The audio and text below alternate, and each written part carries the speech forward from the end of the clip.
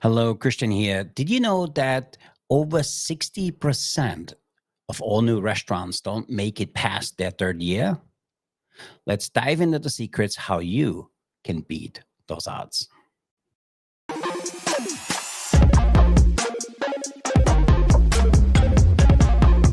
Hello, Christian here. I'm the host of the Disruptive Chef Entrepreneur Show.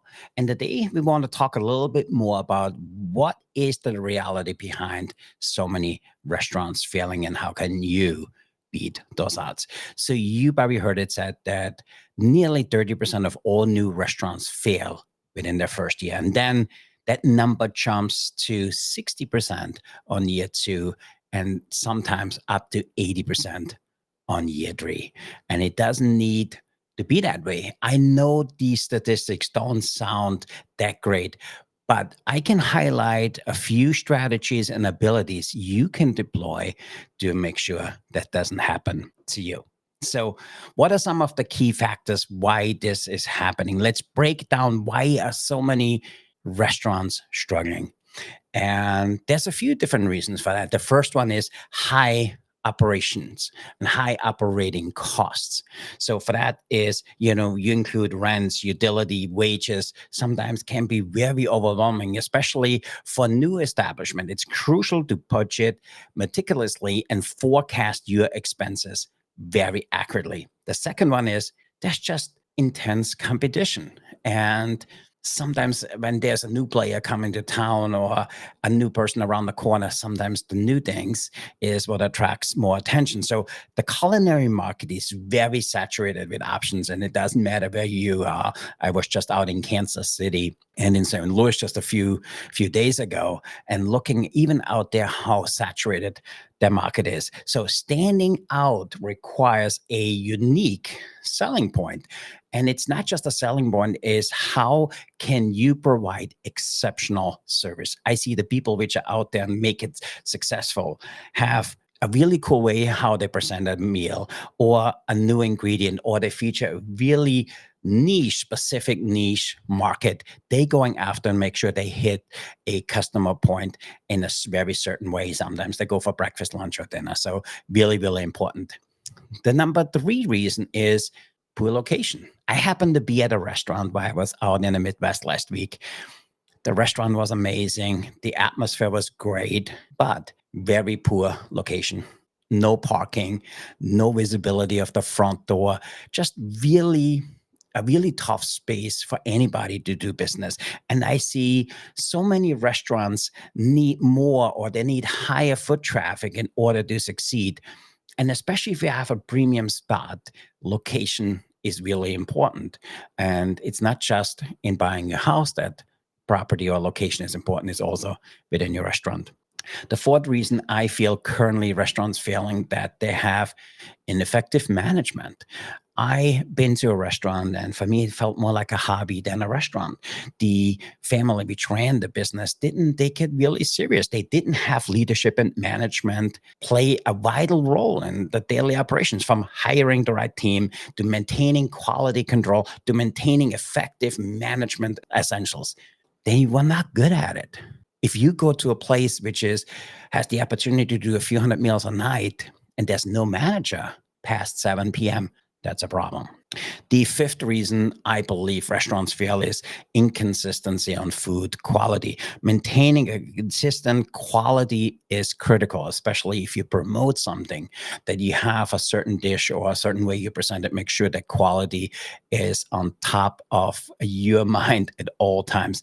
Customers expect the same great experience every single time. And restaurants, because there's so many, a customer which has options often doesn't give you a second or third chance. So make sure you knock it out of the park every single time. Make sure that you have that great, consistent, great experience every single time. And for me, the number six reason is that they just don't market right.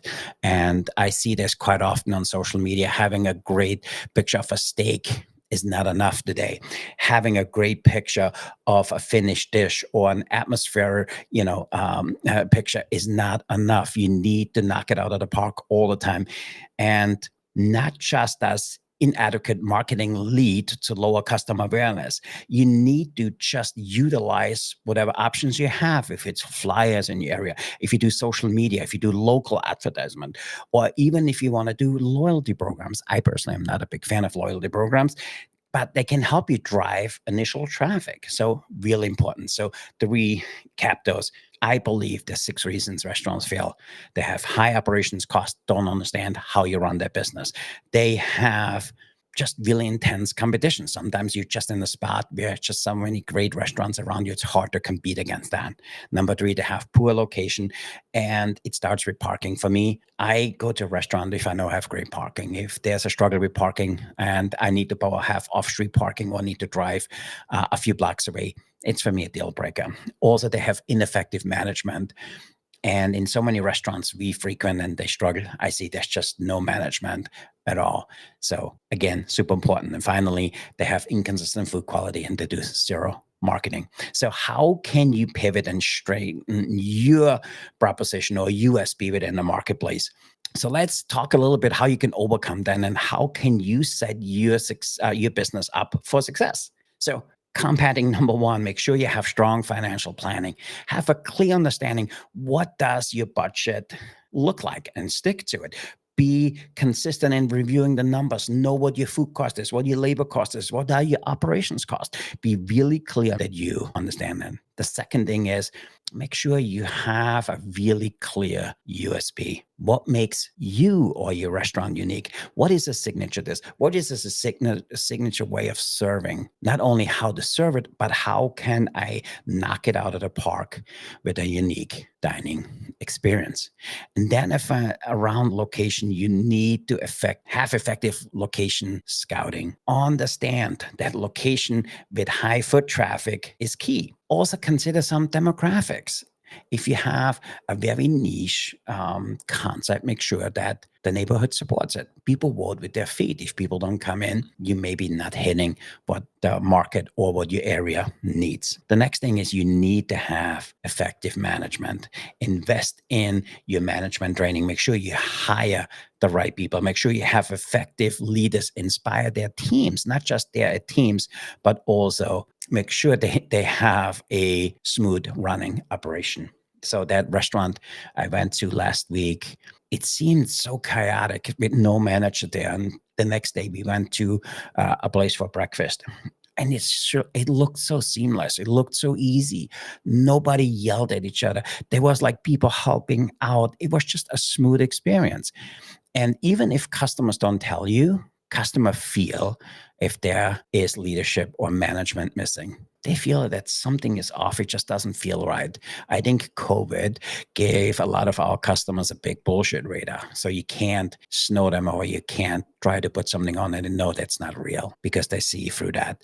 So for me, invest into your management team. You have the right people and make sure those people you have the ability to inspire their teams. It's as simple as that. Management, you can't not have a great management team in place. Number 5, consistency is key. Make sure you have strict quality controls, that they are being measured. Make sure that you have regular training around food cost, around how you want a certain dish to look. What is the finished product look like? And make sure you have that feedback loop from your customers. If 10 customers tell you the food is or that dish is too salty, there's a very good chance the dish is too salty or nobody pays attention.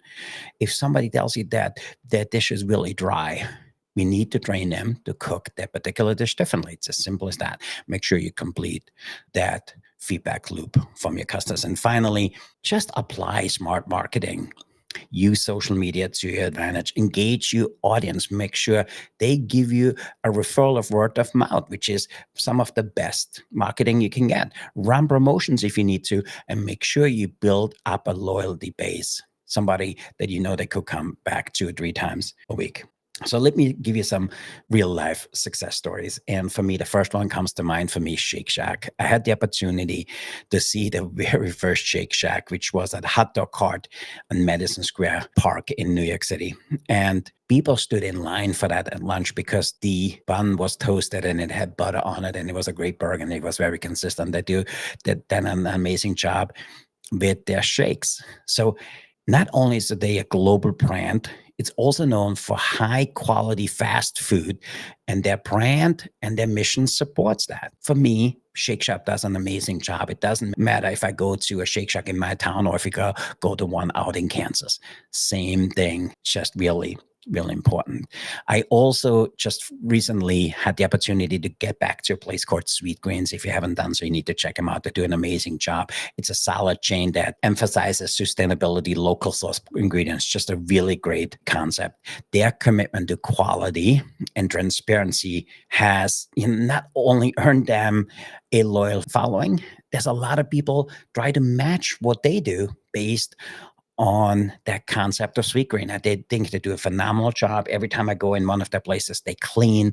The staff is really aware. They have good visibility. The place is spotless, and service is always above average. Just a really great concept. So how can you succeed? And for me, all of this starts with continuous learning and adapting. So if something doesn't work, let's change something else. And then let's do that. And if that doesn't work, let's do something else and do that. It's really important, especially in today's culinary industry, that you are ever evolving. Things are changing so fast, and it's changing not just fast, is the expectations of the customers totally changed within the last few years. So continuous learning and adapting are just not crucial. And you can do this by attending some conferences, some industry events, do some networking with some peers, and stay on top of trends. And sometimes you don't need to change a lot in your place. Maybe is let's clean up the front door. Make sure there's no fingerprints on it. When you walk into the space, make sure the staff looks great, the uniforms are crisp and clean, that the place is clean. When you walk in, that there's a friendly atmosphere, that the music supports what you're trying to do.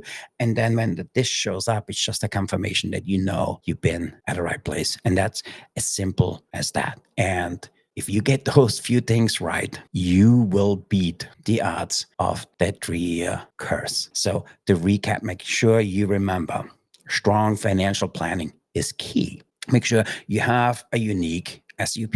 What is it? It could be sometimes you, it could be your location, or how you manage or bring out that final dish for the customer. Make sure you have effective location scouting. Make sure you have the right place which fits your concept. Make sure you have ample parking. If it's a healthy concept that people can get to it really easy. Make sure you have exceptional management training in place. Make sure consistency is key. And finally, have smart marketing. Over my 35 years in the industry and owning restaurants on my own, it's not just crucial. Those are the 6 things you need to do on a daily basis. And review on a daily basis, not just with yourself, with your teams. Let them know, how do we measure up the day over yesterday? What are we going to do to knock out tomorrow? What can we do? What is a simple thing we can change tomorrow to service our customers better? Not just better. How can we serve them better than anybody else in the neighborhood? And that will allow you to beat those odds. It's not difficult. People crave consistency.